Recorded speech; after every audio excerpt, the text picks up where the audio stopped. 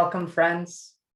My name is Bobby Trice, and I'm Quaker Engagement Associate at FCNL.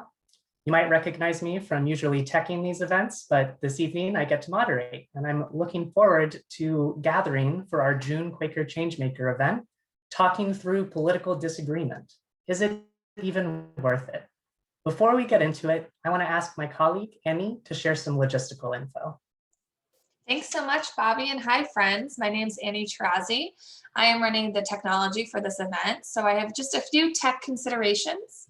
First, I just want to say to encourage you, as many of you have been doing, to say hello in the chat. Please feel free to share your name, your location, and your meeting or church, if any. And we're so glad that you're here. As you can see, we are recording this event tonight, the speakers' portions, but the audience will not be included in the recording for privacy reasons. Even so, if you feel more comfortable, you can turn off your video, but we will not be recording audience. Captioning will be available automatically in just a moment. I'll turn that on. And if you don't want to see the captioning, you can click on live transcript option on your Zoom toolbar and hit hide subtitles. We have time for you to ask questions towards the end of the event. We'll do our best to address as many of those questions as possible, but we likely won't have time for all of them. Please submit your questions through the chat function, and we'll be sure that the moderator gets those questions to the appropriate people. When you submit your questions, again, if you want to put your name, your location, and your church or meeting affiliation, if any. If you are in need of any tech support through the evening, you can chat me directly through the Zoom chat, or you can email me at Annie, A-N-N-I-E, at FCNL.org. So that's Annie at FCNL.org. All right, I think that's all I've got. Back to you, Bobby. Thanks so much, Annie. And as we get started, friends, please join me for just a minute of grounding silence.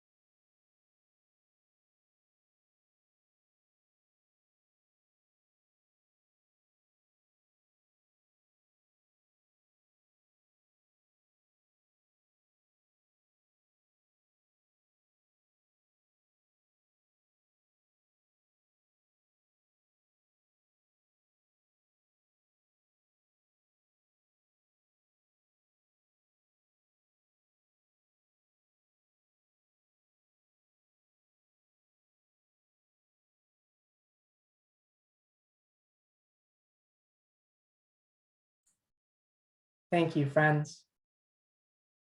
Throughout this Changemaker series, we've talked with friends about Quaker action on specific issues of concern to friends, how faith intersects with Quakers' relationship with government, and more. In today's conversation, though, we'll discuss the value of engaging with differing views and present some techniques to have those conversations faithfully and effectively. I'm so pleased to introduce two friends joining me for this conversation who have inspired my own learning and practice of techniques for better understanding people who hold different views and seeking that of God in everyone. So first, we have Karen Tibbles, who is the former co-clerk of Rahway Plainfield Monthly Meeting in New Jersey and a graduate of the Earlham School of Religion. She holds a travel minute for this work from her meeting and has been doing presentations at various Quaker meetings and regional gatherings. She is also the author of 2 books, the most recent of which was endorsed by spiritual teacher Richard Rohr as a helpful guide to understanding people in such a way that you can talk to them more productively. Karen's ministry has been hugely inspiring for my own approach to understanding the underlying causes of conflict and disagreement and practicing persuasion and advocacy as a friend. So I'm so grateful that she's with us tonight. Then we also have Val Liveoak, who is the Emerita Coordinator of Friends Peace Team's Peace Building in Las Americas program, having retired after 12 years of active service. For 25 years, she has been an active Alternatives to Violence project facilitator and has co-facilitated workshops in the United States, Mexico, Canada, Kenya, Ecuador, and many others. With colleagues from Africa, Latin America, and Asia, she has developed a community-based trauma healing workshop that has been used with displaced people and former combatants in Colombia, victims of domestic violence in Latin America, and AVP facilitators and participants in the US. While visiting South Central Yearly Meeting virtually earlier this year, I was lucky enough to participate in Val's workshop on using nonviolence for transformative dialogue, which focused on deep listening and building understanding across disagreement and difference. So friends, as partisanship and polarization continue to divide our nation, communities, and families, it can feel like a real exercise in futility to engage with people who hold different political views than you do. Engaging with people you don't agree with, whose views are challenging for you, is hard work. It takes physical, emotional, and spiritual energy. Maybe you've wondered, is it even worth it to engage in these kinds of conversations? Like FCNL, many other groups and organizations are wrestling with similar questions. But as Quakers, we may have particular responses to the questions of why and how to engage with people who don't agree with us.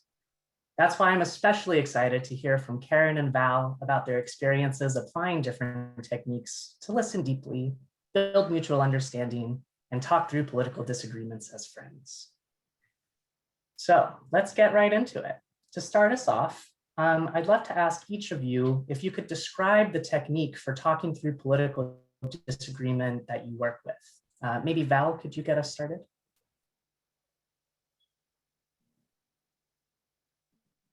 Oh, you're muted, Val.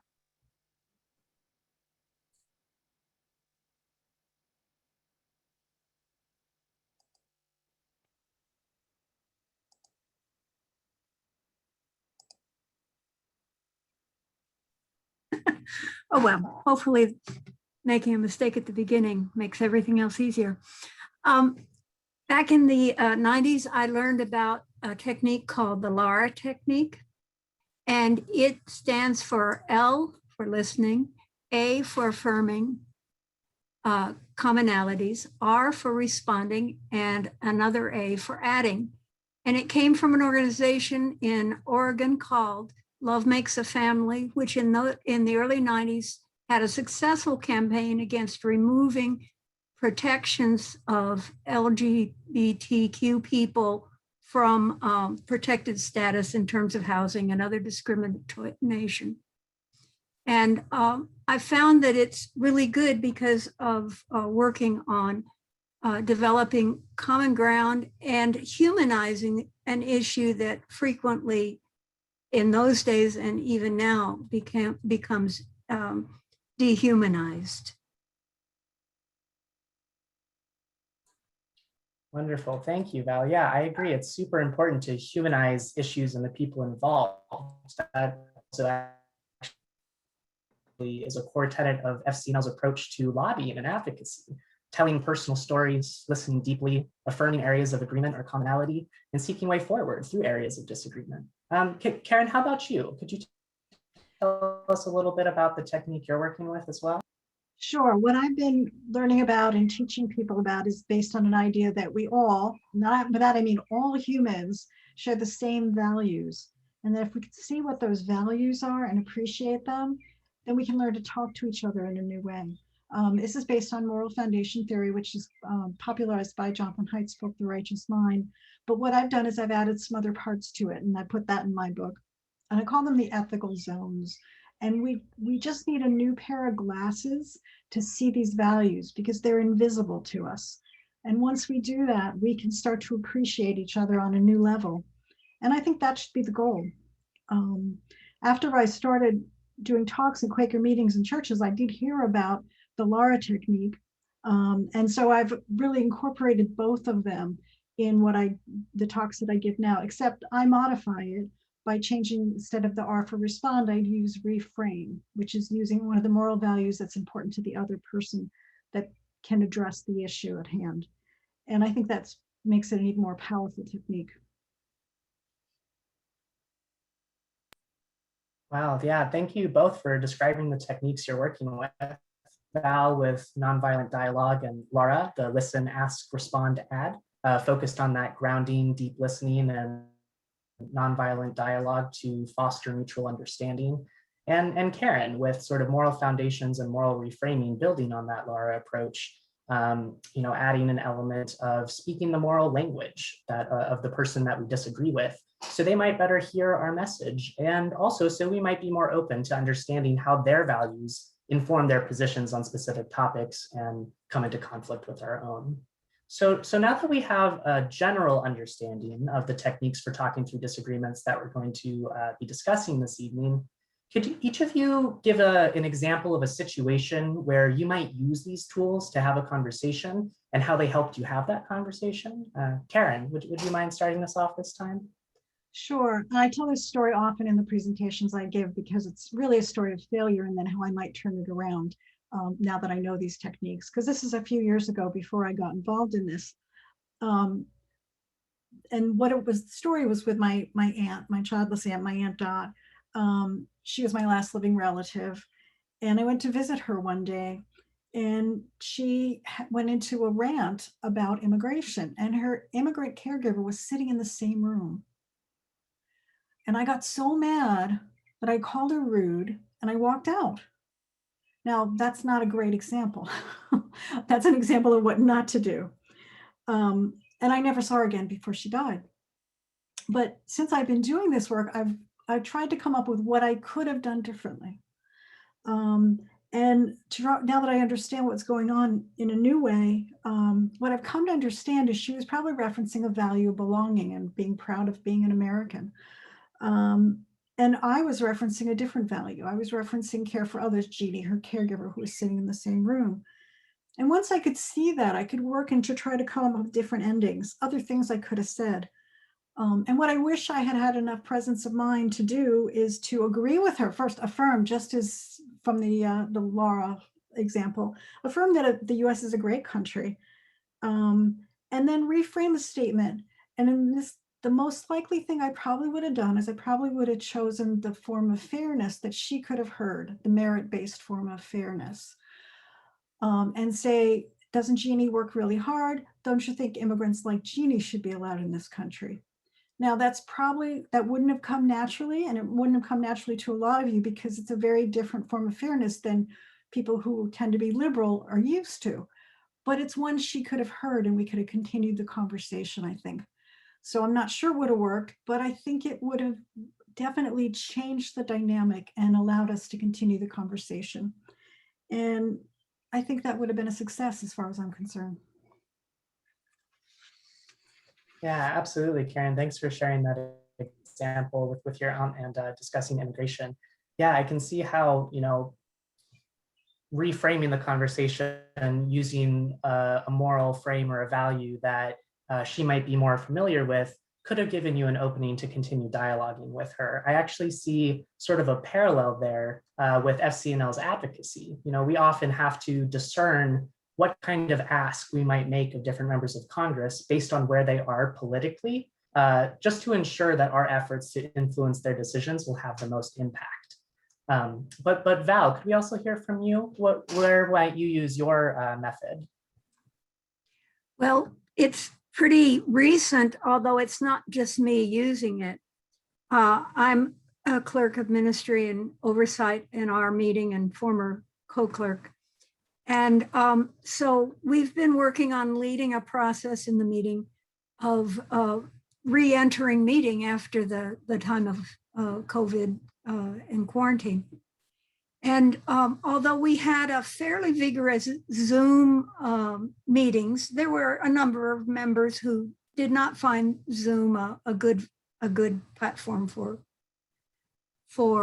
worship.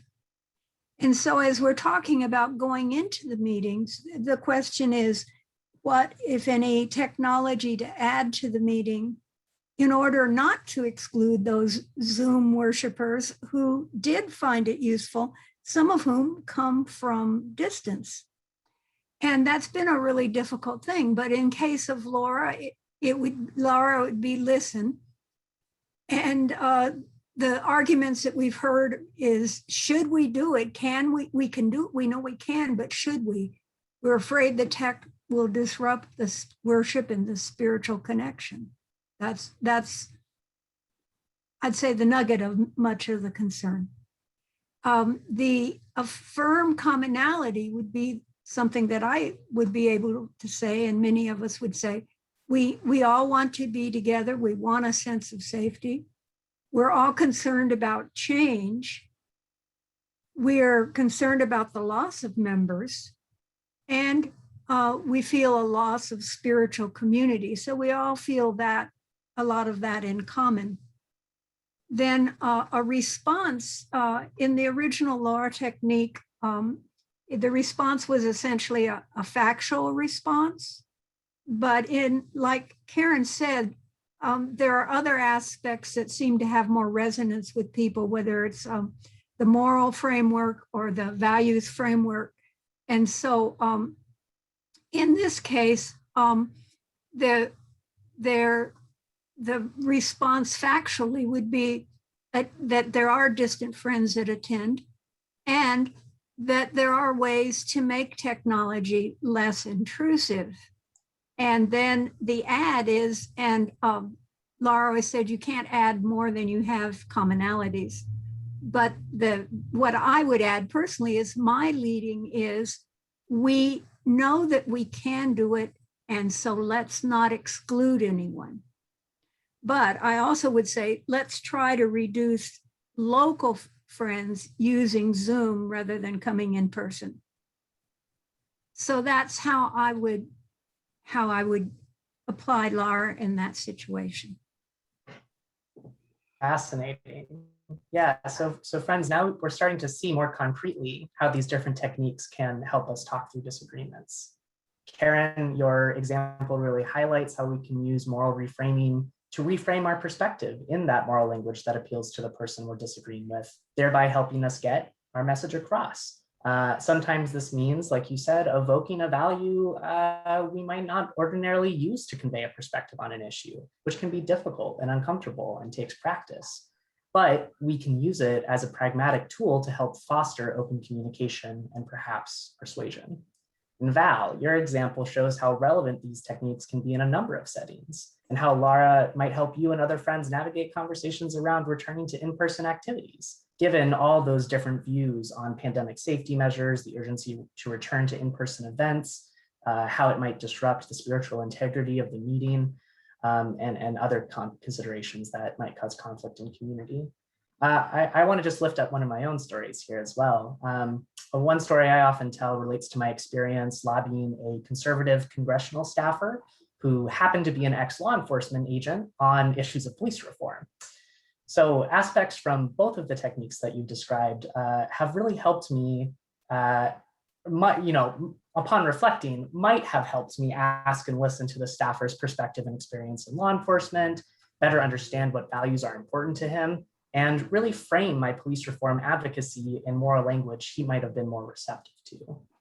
So I'm really called to learn more practices and techniques like this that can help me advocate faithfully and effectively, because I believe in FCNL's theory of change, changing policy through relationships with elected officials. But I'm curious to hear the same from you, Val and Karen. What attracted you to these approaches, and what keeps you committed to these conversations and relationships? Maybe Val, could you start us off this time? Yeah, for me, finding the Alternatives to Violence Project, which we call AVP for short, was really key to this because it. Before I got involved with it, and even now, there are times when it's not easy to just listen and not react, and sometimes just listening doesn't turn out so well. AVP provides a framework for practicing conversations in advance, and also gives a chance for direction, feedback, and understanding from other people in the group that augments my own. So I would say, if you can anticipate a difficult conversation, it's worthwhile to kind of try to argue both sides in your head, or discuss both sides in your head, and try to think of it. In terms of finding commonalities, I learned a tool from Pema Chodron, a Buddhist teacher, which is to try to just say, just like me, this person wants safety. Just like me, like I use it on the highway where I get irritated sometimes. Just like me, this person's in a hurry to get home. But those kind of things help me to find that of God in myself, and therefore I have a better chance of reaching it in the person with whom I'm interacting or dialoguing. Thank you, Val. I really appreciate that reflection too on needing to find and center that of God in us and ourselves so that we might better see it and draw it out of other people. And Karen, how about you? What keeps you committed to these conversations and relationships, and what attracted you to the approach you're working with? Well, I've spent my career in a field in which my job was to understand why people did what they did. But the whole time I hated politics. I just hated it. And that's because I never understood it. But when I found this theory, moral foundations theory, when I was in seminary, it really helped me understand the stuff that was mysterious to me before. The way of looking at the world helped me see it in a new way, in a way that just made so much more sense. And it also helped me develop new skills that I didn't have. And that I think are sorely needed in this divided world. And I was able to have conversations that I could never have before. I've had conversations with some of my neighbors about the presidential election or about gay marriage that have just gone very differently because I had these skills. And this teaching other people and applying this has become a ministry for me on a number of different levels. First, I think by people learning this, I think it's changing their conversations and it's changing their lives. And people have told me that, they've been able to resolve some difficulties they never had been able to resolve before. And that in itself is a ministry. And second, I think it's a spiritual practice to see that of God in other people, in the values that we share, that even though we don't use those values themselves, they still are in us, and we need to access them and reference them and appreciate them in other people. And then lastly, I see this as a new way of carrying out the peace testimony in a new way. And if we do this will take away the occasion for war. Thank you. Thank you both so much for sharing a little bit about what brought you to working with these methods and what keeps you committed. You both touched on commitments to these approaches, conversations, and relationships as being connected to your spirituality, in terms of seeking that of God in ourselves so we can seek it in others, that seeking that of God in others' values as a spiritual practice. Karen, you talked about this work as a ministry. I'm wondering if each of you could expand a little bit on that, specifically around Quakerism.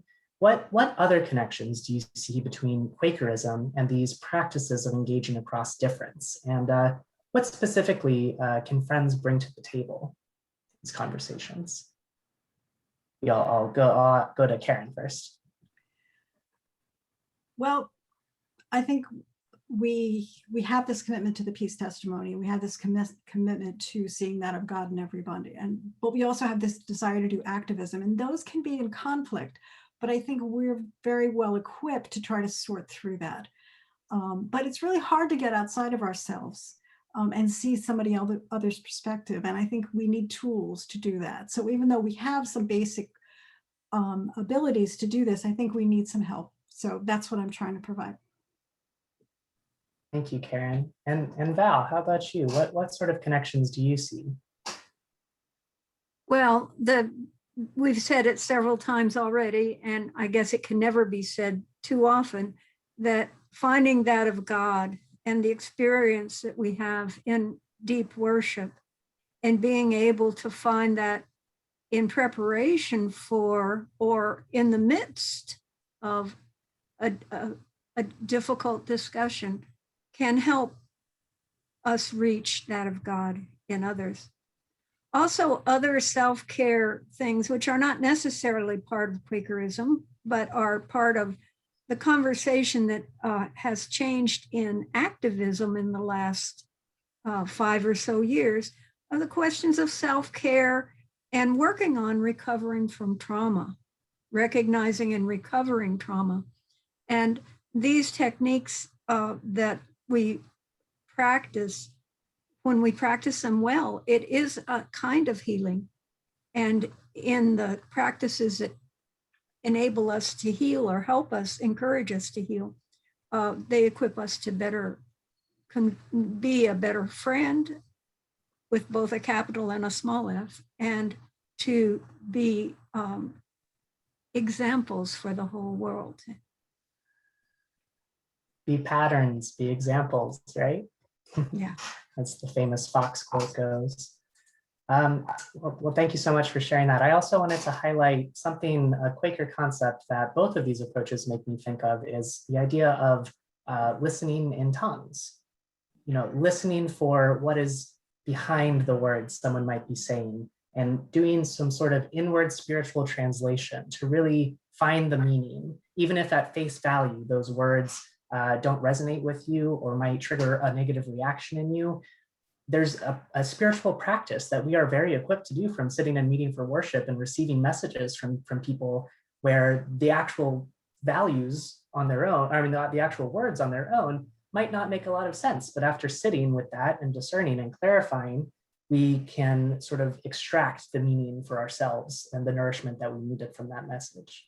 Do either of you have any additional thoughts on sort of that concept and relating to your approaches? I've had people describe what I do as listening in tongues. Yes. Yes. My work has mostly been in Latin America. So I work with translation all the time. And at Pendle Hill, they said, speak your natural spiritual language and let the listeners translate, which is really different than some meetings where certain references are not really acceptable, whether they're Christian references or pagan references or whatever. Absolutely. Well, I'm really appreciating some of the common threads between your responses around, how these frameworks have given you new skills to have conversations you might not have been able to previously. They've given you tools to practice ahead of time, and how they connect in with your spiritual lives and your spiritual practices. And just want to say here, your responses really resonate with my own experience of learning about and staying committed to these approaches to conversation and relationship. I'm guessing our audience might be a little curious about this, but if people are interested in trying these approaches, how can they get started? Karen, do you want to share a little bit? Sure. As Bobby said, I've written a book, which you can see a picture behind me. And I have a discussion guide that goes along with it. If you want to have a book study group, I've asked searching questions that allow you to go deeper. But it's really important to practice this. It's really important to practice this. And I do presentations to Quaker meetings and Quaker churches and civic organizations and schools and stuff to kind of give people an introduction for what the ideas are behind it, so they can get an idea before they delve into it.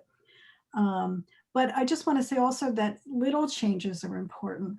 Like the conversations I've had with my neighbors, I haven't made a tremendous difference in terms of what I said, but just little tiny differences can totally change the course of the conversation. I've seen that happen over and over again. And on Sunday, I had a group that I was presenting to, and somebody asked me a question about how they could approach climate change, and they described what they were doing and the person got the facts wrong, and how could they get the person to get the facts right. And I referenced the research that's been done, whereas all you have to do is talk about the sacredness moral foundation when you're talking about the earth and the climate, and people will change their minds. It's amazing. You don't need much, but you need the right set of words. Thank you, Karen. And Val, how can people start working with your method as well? Well, to my knowledge, there is no one actively teaching the Lara method. And if someone knows of the folks from the Love Makes a Family or other groups that are actively teaching it, I would like to know. But Alternatives to Violence Project is extremely active, and you can find out about local workshops, and many of them are still online through avpusa.org, which I put into the chat. But even with this very cursory outline, which since it's being recorded, you can go back and review if you feel it's useful. We can practice this in everyday life. If we just practice the just like me part, we're halfway there, really. And if we're looking for persuasion, then I think, especially in terms of working with political questions, FCNL offers a lot of resources for being helpful in that regard. Wonderful. Thank you both for sharing that. Those ways for folks to start getting involved. You know, Karen's website, book, discussion guide, Val, the Alternatives to Violence Project, workshops, and that organization. We'll be sure to include these opportunities to learn more about these techniques in the follow-up email associated with this event. So don't worry about jotting down links or other information. We'll make sure to get it to your inbox. But I also want to share FCNL as a resource here. Alicia McBride and I have developed a workshop applying some of these learnings to lobbying and advocacy contexts. And we're also able to provide a workshop for your Quaker community by request. So if you're interested in that, feel free to get in touch with me. I'll put my email in the chat right there, and it'll also be in the follow-up email. So I think though now it's time to take a few questions from the audience. We've had a lot of great questions come in, and I'm going to start off with one here that is kind of along a few questions get at the same theme, but it says, is there a way to talk when we're operating with different fact sets? For example, Trump won the election, climate change doesn't exist. Karen, do you want to start us off? Yeah, you're never going to convince anybody when they have different facts. But what you can do is if you can get them to relax and help them to think that you are agreeing with them some. So the affirm part of Lara is extremely important. And by using a value that they already hold to themselves as important, again, you can get them to relax, and you can just shift their opinions just slightly. They're not going to change their mind about facts, but you can just make a tiny little course correction. And like an airplane, which, you know, you don't have to change a course correction a lot to end up in a different airport. You could end up in a different place.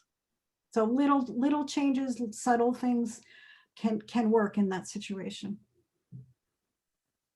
Thank you, Karen. And how about you, Val? Do you have any thoughts on engaging with folks who may be operating with different sets of facts?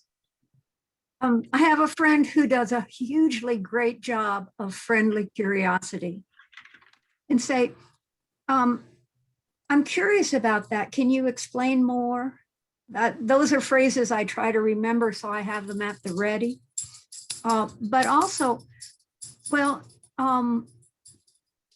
if you have a counterfact, for example, one time at my Y, where there are a lot of African-American members, and we were chatting about an upcoming election, and that person suggested that we needed to make America great again, and that person was African-American. I said, can you tell me when it was great for African-Americans in the US? And not in a challenging way, but just like, I'm really puzzled. How does that work? And the person kind of had to stop and think and didn't really respond. And I don't know if it made any difference. But instead of a challenging question, a question with some curiosity in it, but that perhaps provides a bit of a challenge in terms of facts. Although I think the commonality there needs to be a real or an implied commonality recognition before that happens. Thank you both for your responses. I'm going to go to our next question here. This one's from Laura Barr. She asks, in terms of self-care, one of the biggest hurdles I've come up against in discussion is my own anger and sense of despair. which have led me to abandon interactions with family members. How can I better address my own anger and despair?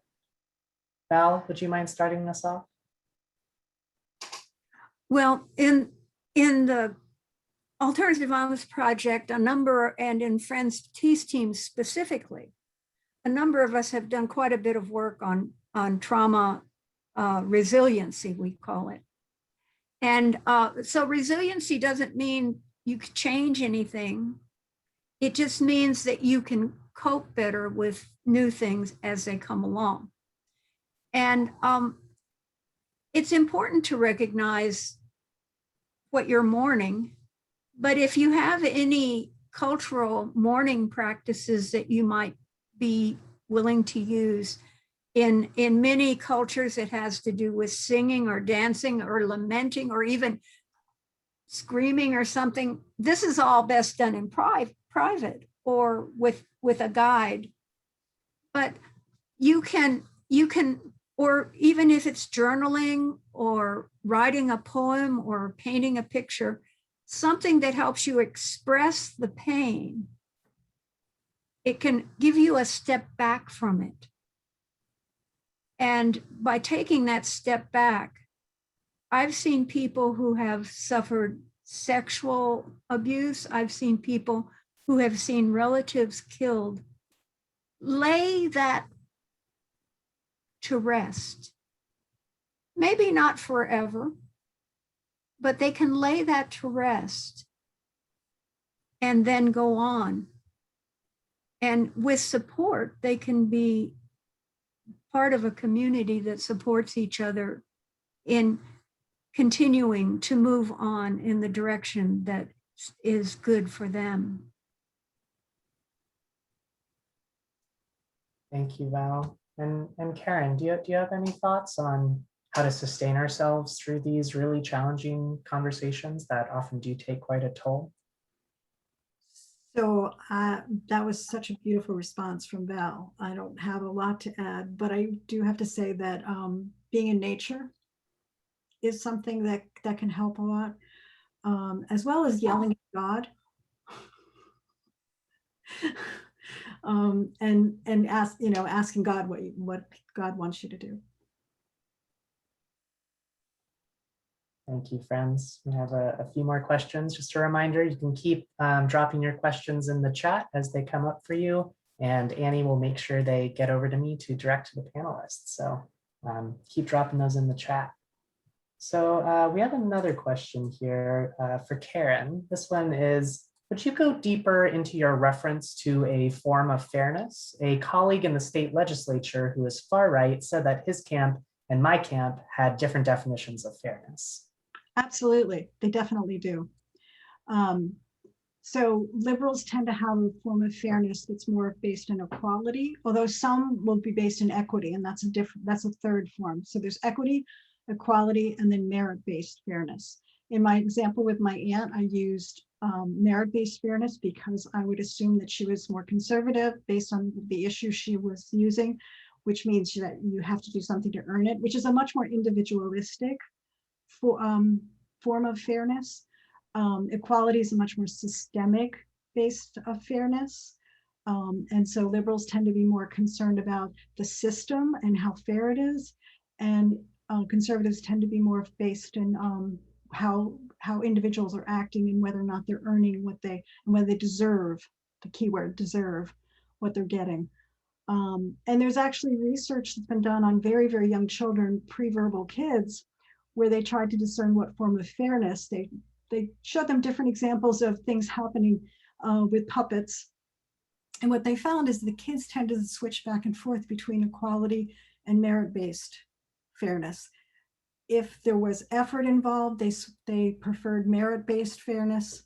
If there was no effort, then they were equality-based, which I think says that we all have all forms of fairness in us. And based on the situation, we need to use the one that's most appropriate and not be necessarily tied only to our form of fairness. And we use the other ones, we just tend to prefer one or the other.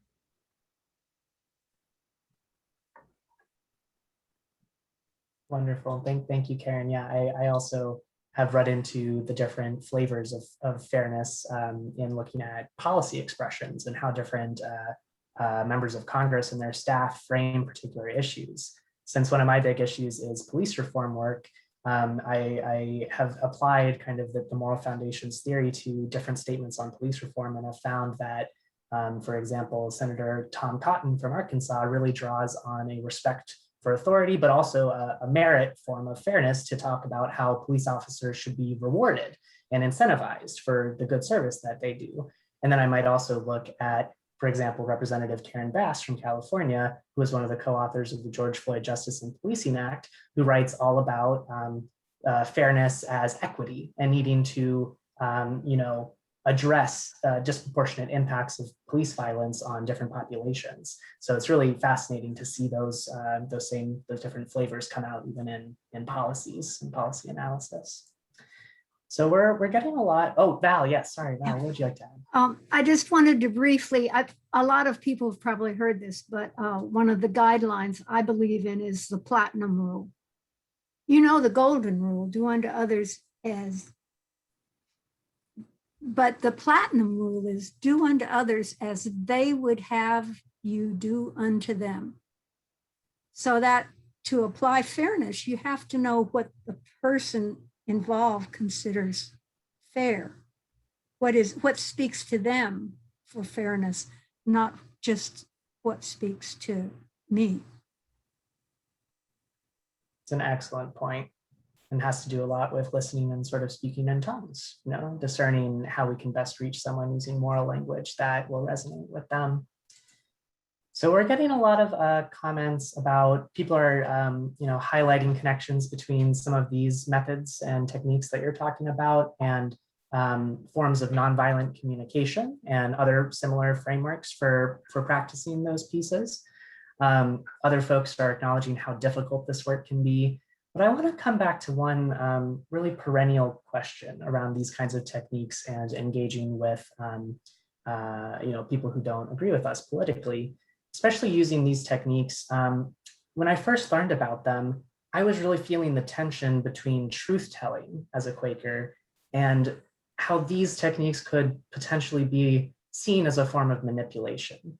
So could you, could both of you speak a little bit to how you see that tension playing out with your techniques? Do you see these techniques as manipulation? Why or why not? And how would you respond? Karen, do you want to start? Yeah, this question was huge for me. It still is. And it's something I talk about in my book because I had to get past it before I could write the book because I didn't want to be manipulated. And what I came to understand is, first of all, people use this instinctively. Okay, so this isn't like new. About 8 or 9% of us can come up with this just instinctively, and they know it. So this is something we can learn. But it's also used by some people to manipulate them, and it's used underhandedly. But what I came up with for myself was that I think that we need to be open to being changed ourselves. And if we're listening and appreciating what's good in the other person, then it's not being manipulative. If we're doing it just to make them do what we want them to do, then that's being manipulative. But to me, it's being open to the other person and their views. Right? Staying open to being transformed ourselves is such an essential part of this, and not just assuming that we have all the answers and that we're going in to completely change someone else's mind and that's the end of the story. I love that. Val, how about you? I got distracted. Would you repeat the question? Oh, sure thing. Yeah. It was about truth and manipulation. Do you see these techniques as manipulation? Why or why not? And how would you respond to that concern? I actually remember someone in your workshop at South Central asked the question, so do you tell people that you're using this technique when you're having conversations with them? And you said, well, probably not. That would be a little strange. But it gets at that same question. And I'm just curious to hear your perspective. Well, I think that the technique is more powerful because of the way it works on me as compared to working on somebody else. By changing my own perspective, I can And especially if I can show that, it helps the other person, because most conversations are a dance. And if someone changes the steps, then the other person often has to change their step. But in the case of attempting persuasion, because we want to bring things into alignment with what we believe is our truth, the greater depth of our connection with truth, the more it makes sense to speak your truth, and speak truth if you're speaking to power, or just speak truth to all that you interact with. Not everyone's going to like you. I remember George Fox had a few problems in his life. But it's useful to really have a strong grounding in your own truth, which allows you to connect to and widen your own truth and connect to others in the process. Yeah, thank you so much for your responses, friends. The more I think about these practices and these different approaches, the more I realize, like you both have said, they're just as much about working on ourselves as working with other people and working in conversation with others to get our message across, or to better understand someone else. This has been a very rich Q&A conversation with the audience here. I think I'm going to move us towards wrapping up with one of our last planned questions here. So when FCNL does lobby training, people often wonder why they should engage with their legislator when they're so ideologically different or far away and seem unlikely to change based on that kind of interaction. How do you address skepticism about the value of these conversations, of talking through political disagreements? Val, do you want to start us off? Well, I'm a bad person to talk about it. I'm from Texas, and so Cornyn and Cruz are my senators, and it's really hard for me to engage with them. And I have to admit that I mostly do, I'm ready to click a pre-written letter or something like that, but I find it really difficult. But on a local level and so forth, when I'm dealing with others that I also have a better chance to have a face-to-face interaction with, I do try, and I hope to be open enough to learn and grow from the conversation. And if I'm trying to persuade them, I hope they learn. Great, thank you. And Karen, how about you? Well, I ran into that skepticism all the time. And as I posted about this event, people were posting things on Facebook that were like, no, this isn't worth it. But that skepticism, that very skepticism, is behind the political division that we have now, because we aren't talking to each other. The research shows that the more we talk to each other, the more we will come to understand each other. And when we don't talk to each other, that just makes our political bubbles even worse and worse and worse. And we're contributing to the widening of the political divide by doing this. These conversations are extremely important to heal the divide that we have. And on a broader scale, we have really wicked problems to solve. We have problems like climate change and world hunger to deal with, and we need every person's perspective to heal these, to solve these. We desperately have to stop fighting each other and learn to work together and solve problems. And until we can talk to each other, we're never going to get both opinions involved. And that's where the best solutions are going to be. And so I really think this work is so important on a number of different levels. Agreed, Karen. Wicked problems really do require creative solutions, and creative solutions are best formulated with multiple perspectives at the table. There's definitely examples of this kind of work happening beyond the Quaker world. There are wonderful organizations like Braver Angels, for example, that's really dedicated to this work of depolarization and trying to address the divide that's occurring from us not talking to each other across these differences. That's only going to get worse unless we start actively working against that grain to make some connections. But it's also happening, there are some examples we see in Congress. There are bipartisan groups of legislators like the Problem Solvers Caucus that take a pragmatic approach to solving wicked problems through legislation. So there are examples of this work happening outside of Quakerism and FCNL, and that's heartening to me.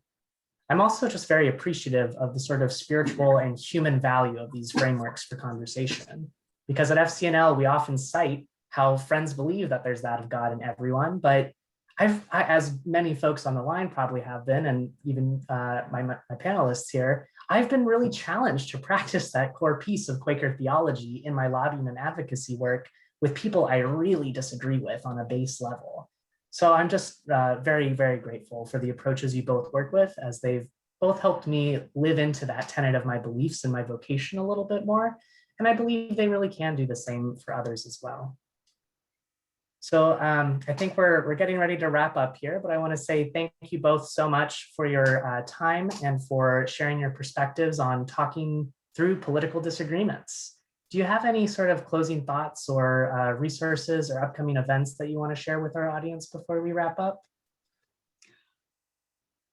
Sure. First of all, I'm writing a newsletter every week called Mending Fractured Relationships, which is talking about applying the Lara techniques instead of but also combined with reframing, which there'll be Bobby will send it out he put it in the chat. Thank you, Bobby. And I'm doing a workshop next week at FGC on Tuesday. It's just a one-day workshop. And for New York Yearly Meeting, I'm doing one during the month of July. So those are things that people can sign up for. And also, if you want me to talk to your group, your Quaker meeting or civic organization, I've spoken to civic organizations like Civility First in Whidbey Island, Washington, or I've spoken to universities. Please keep me in mind. Again, Bobby will send out my email address. Thank you. Absolutely. Thank you, Karen. And Val? Find a support group or make one up. It's really hard to do this work alone. It's hard to even practice these techniques just in your head. And the importance of mutual support and community engage in especially in activism, I think, is extremely important. And so there are lots of different options for learning about it if you've never done it, but very likely if you haven't, somebody you know has. And it's very, very important. And even just a regular close spiritual friendship, which is also information on Quaker sites, I'm sure, about spiritual friendships must abound. There are lots of options. And doing it alone, feeling like you're doing it alone, feeling like this is the only interaction you're going to have with that person, that you have to make an impression, generally, I think, are counter-effective. They don't really help. So, be easy with yourself as well as with others. Compassion for self is pretty important too. Thank you for those beautiful closing words, Val. And thank you again, both of you, for sharing in this remarkable conversation. Feels like we're just getting started. And I'm really excited to see where these approaches take us in conversation across the country. With that, I'm going to pass it to Annie to wrap us up with some reminders. Yes, and I just want to say there are so many thank yous coming through in the chat. So this has been a really valuable conversation for friends. So we so appreciate your time, Karen and Val and Bobby. Okay, a couple announcements that I will also put in the chat. The first is that the next Quaker Changemaker event is July 21st. And this event will focus on economic justice and working for a just recovery. So we really hope that you'll join us. And the registration link is there in the chat. The next announcement is our Quaker public, maybe that's, oh yeah, no, that is. The next announcement is our Quaker Public Policy Institute, which is November 17th and 18th. This will be an entirely virtual event for our second year, and you'll have a chance to learn and lobby about one of FCNL's priority issues, which we'll be announcing a little later this summer. And registration is now open. Today's the first day, so get in there and register. But really just want to thank you all for being here with us. I'm going to close out with a little bit of closing music, and I hope that you all have a lovely evening. Thank you, friends. Have a great night.